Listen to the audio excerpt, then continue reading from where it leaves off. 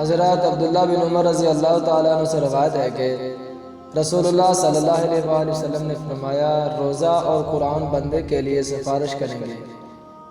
روزہ عرض کرے گا، رب جی میں نے دن کے وقت کھانے پینے اور خواہشات سے اسے روکے رکھا، اس کے متعلق میری سفارش قبول فرما۔ اور قرآن عرض کرے گا، میں نے اسے رات کے وقت سونے سے روکے رکھا، اس کے متعلق میری سفارش قبول فرما۔ ان دونوں کی سفارش قبول کی جائے گی۔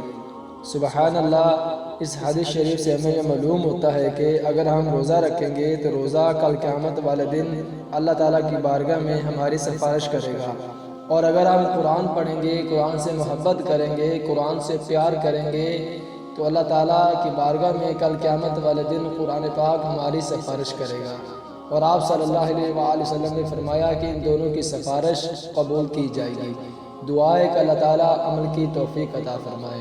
اور اگر آپ اس چینل پر نیو ہیں تو پلیز اس چینل کو سبسکرائب کر دیں اور ایک لائک کر دیں۔